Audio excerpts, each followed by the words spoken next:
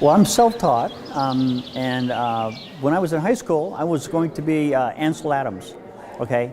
If you remember Ansel Adams, he was a landscape photographer, and I bought my first film camera. It was a manual camera, and I found out I was not Ansel Adams. And then I got married, kids, the whole thing. You kind of put all that stuff aside. And then we moved to Kansas in 2000. I got a job with the newspaper, Washington County News, and I was using a film camera, my old film camera. But every time I took some pictures, I had to run to the 1 hour developer, and then it went out of business. So I went to digital, and digital changed everything. And it was, after that, it was just a progression. I could do things before that I could never do with film. And one thing led to another until I finally gave up the newspaper business for being a professional photographer.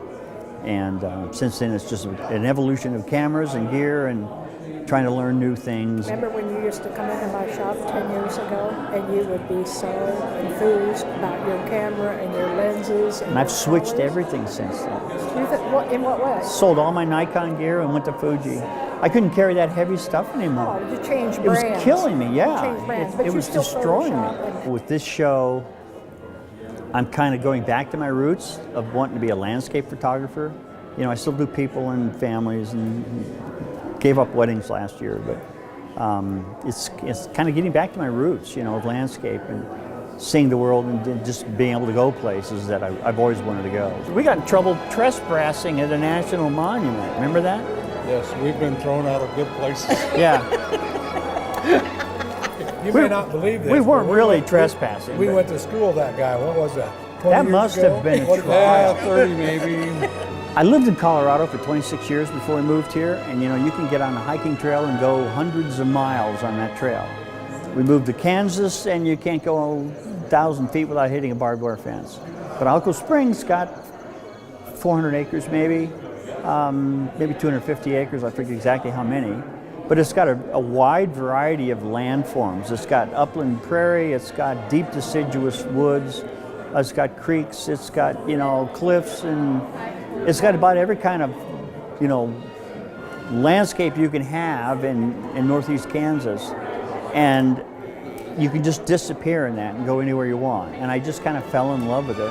How are you? Great. This is a great deal. I'm glad you showed up. Oh, how you doing? Good, how are you? Good, good. I'll sneak through here and say better hi. come and check these things out. Well, thank you for coming. I love this. You saw that? You saw Yeah, the big when one. I saw the big one When over it's there, 8 wow. feet, it's a lot better. But I was talking to Joel Sartori. He's a National Geographic photographer in Nebraska. And Jim Richardson lives in, I think, Lindsborg, Kansas, I believe.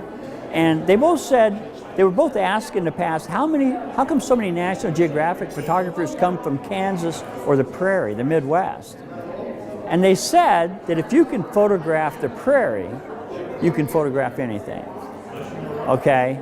Whereas if you just know the mountains, it's hard to come to the prairie and get a good shot because you're out of your element, Anybody can take a good picture of the mountains, but to get the prairie like that, that takes some doing.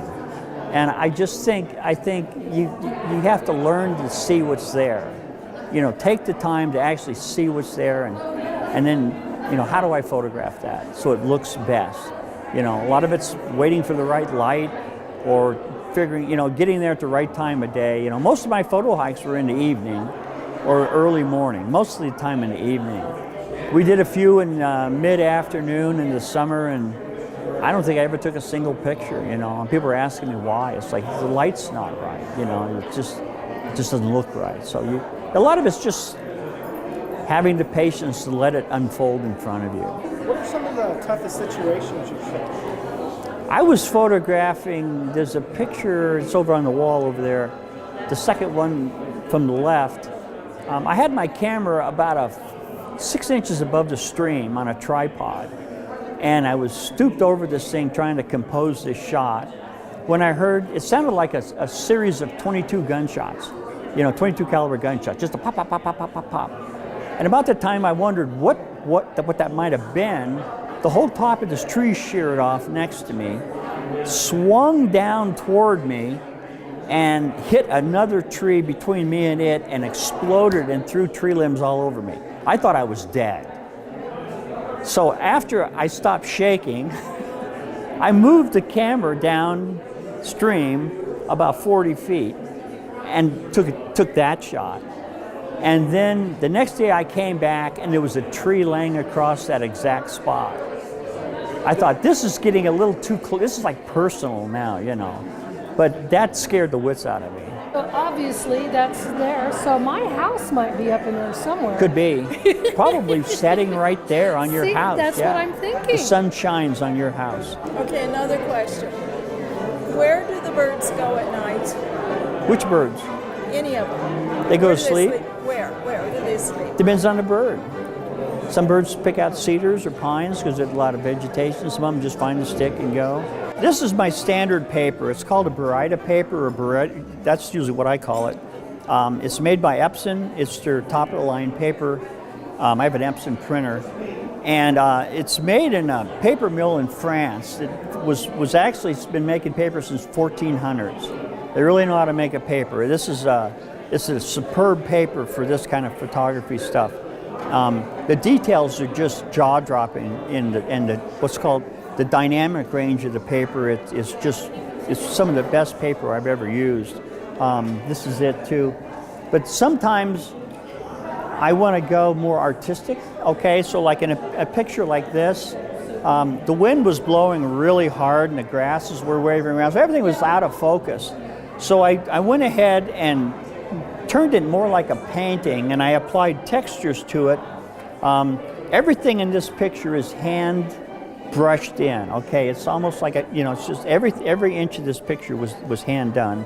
The textures were added and everything else, and it's printed on a textured matte paper that's made by another company. That's just, it gives it a 3D quality too. You were and you are passionate about your work. Oh, I am. I love it.